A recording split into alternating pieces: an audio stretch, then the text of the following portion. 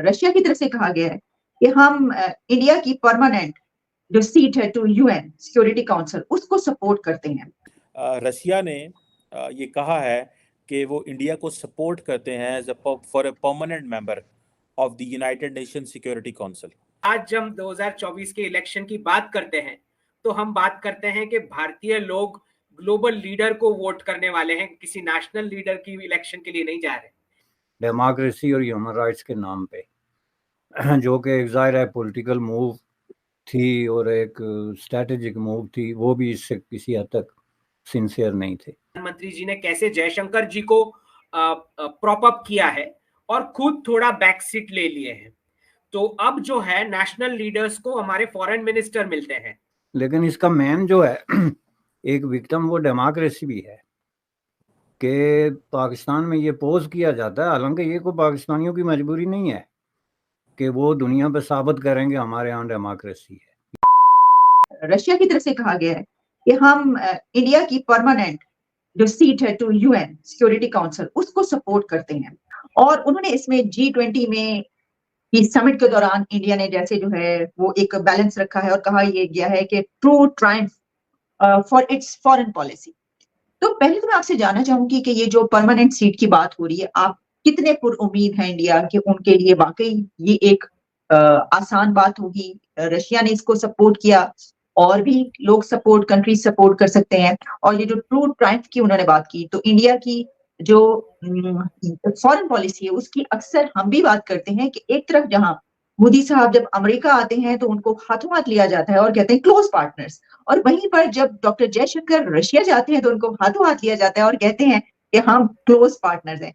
तो ये बैलेंस जो कि हम कायम नहीं रख पाते, हमने देखा पाकिस्तान में कई दफा बात की जाती है और भी कई कंट्रीज, ये आप कैसे कायम रख पाते हैं? जी, ओवर टू यू डॉक्टर साहब।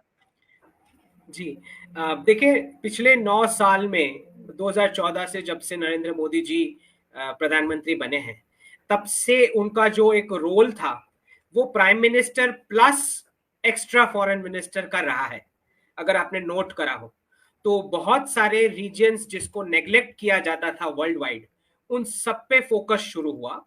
और ना सिर्फ ये, पिछले 2 टर्म्स में उन्होंने जो पर्सनल रैपो क्रिएट किया है अमॉन्ग्स्ट लीडर्स, उसका इम्पैक्ट इतना बड़ा हुआ है कि आज जब 2024 के इलेक्शन की बात करते हैं तो हम बात करते हैं कि भारतीय लोग ग्लोबल लीडर को वोट करने वाले हैं, किसी नेशनल लीडर की इलेक्शन के लिए नहीं जा रहे।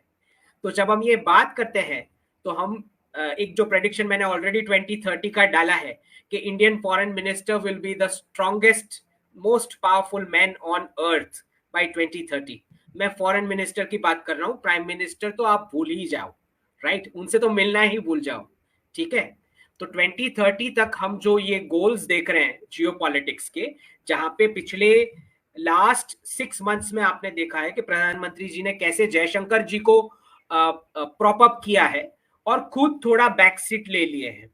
तो अब जो है नेशनल लीडर्स को हमारे फॉरेन मिनिस्टर मिलते हैं, प्रधानमंत्री जी खुद नहीं मिलते।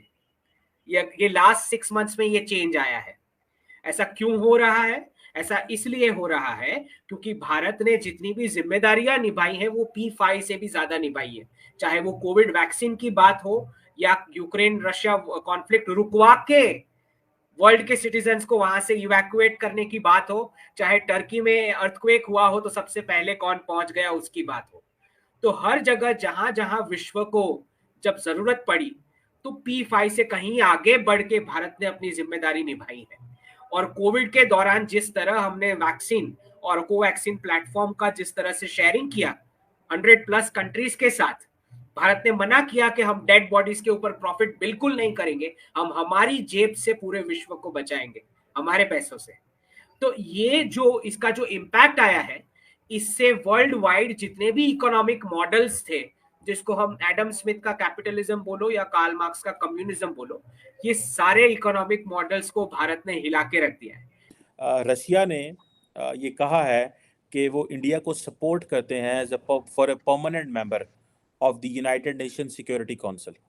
और ये बशानी साहब एक बड़ी यूनिक पोजीशन है कि बाइडेन इंडिया में आके इंडियन पार्लियामेंट में खड़े होकर यही बात कहता है और रशिया भी यही कहता है कि दोनों पोल्स अपार्ट हैं पॉलिटिकली हर लिहाज से, लेकिन they have a consensus on India. On the other hand, on the contrary, Pakistan में मेरे साहब कल एक बड़ी सिचुएशन डेवलप हुई जब साबिक वज़ीर ख़ारजा शाह महमूद कुरैशी, जो कि इंतहाई सेल्फिश वैसे समझे जाते हैं और वो अपने पर्सनल इंटरेस्ट के लिए मुल्क का इंटरेस्ट भी दाव पे लगाने वाले शख्सियात में उनका शुमार है, लेकिन एक उनको साइफर केस में सुप्रीम कोर्ट ने सज़ा दी, लेकिन फिर दोबारा उनको पुलिस ने पकड़ लिया एक और केस के ऊपर। तो बहुत सारे लोगों ने कहा है कि ये एक हम पाकिस्तान दुनिया में पॉलिटिकल लाफिंग स्टॉक बन चुका हुआ है और हम एक लॉलेस रिपब्लिक बन चुके हुए हैं। सो वो दोनों तरफ की बातें आ रही हैं कि 75 साल की स्टोरी है कि रशिया और अमेरिका दोनों सपोर्ट करते हैं इंडिया को बीइंग अ परमानेंट मेंबर, और हम लड़ रहे हैं और इस्टेब्लिश कर रहे हैं, एक को जेल में डाल रहे हैं, दूसरे को निकाल रहे हैं, और हम अपना वो जो नेशनल कॉन्ट्रैक्ट है, जैसे सोशल कॉन्ट्रैक्ट है, उसी के अंदर कोहेजन नहीं है, स्टेबिलिटी नहीं है और फ्यूचर चीज़ें मुतारफ़ नहीं करा पा रहे। How do you see these two developments? और मॉस्को के अंदर इस वक्त डॉक्टर जयशंकर मौजूद हैं, what's your take on that भाई साहब? देखें जी, इन दोनों चीज़ों का आपस में कोई ज़ाहिर है कनेक्शन नहीं है। आप अपना काम कर रहे हैं, इंडिया वाले अपना काम कर रहे हैं, जिसका काम उसी को साजे। पाकिस्तान में बुनियादी तौर पे जो एक तजाद है, फंडामेंटल कॉन्ट्रडिक्शन सोसाइटी में, वो ये है कि जो कुछ वहाँ कहा जाता है उस पर यकीन नहीं किया जाता, और ये किसी एक चीज़ पे नहीं है, इसके पूरी ज़िंदगी इसके इर्द गिर्द घूमती है।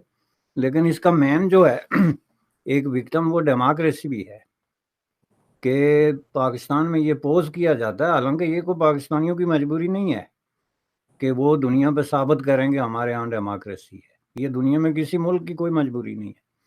चीन ने जो है ये साबित किया कि डेमोक्रेसी हमारी कोई जो है मजबूरी नहीं है, वो डट गए। तो उनका अपना जो निज़ाम था उसको उन्होंने डिस्प्ले किया सामने और कहा कि यही हमारा निज़ाम है जी, आपकी डेमोक्रेसी से हम कोऑपरेट करते हैं, लेकिन हमारा यही निज़ाम है, हमारे लिए ठीक है। को दुनिया ने उसको कत्ल नहीं किया, हालांकि उस वक्त दुनिया गैंग अप हो गई थी डेमोक्रेसी और ह्यूमन राइट्स के नाम पे, जो कि एक ज़ाहिर है पॉलिटिकल मूव थी और एक स्ट्रेटेजिक मूव थी, वो भी इससे किसी हद तक सिंसियर नहीं थे। अब ये है कि पाकिस्तान ने डेमोक्रेसी वेस्ट के हाथों, दो चीज़ों की वजह से पाकिस्तान ने डेमोक्रेसी को अडॉप्ट किया। एक वेस्ट के हाथों मजबूर होकर, और इस मजबूरी की आगे दो वजूहत थी। एक तो इसके साथ जो इंसेंटिव्स लगे हुए थे। आज भी आपकी जो लार्जेस्ट मंडी है आपकी एक्सपोर्ट की, वो यूनाइटेड स्टेट ऑफ अमेरिका है, और ये महज इत्फाक नहीं है। आज भी आपका जो मोस्ट फेवरेट जो है वो स्टेटस है वो यूरोपियन मार्केट है।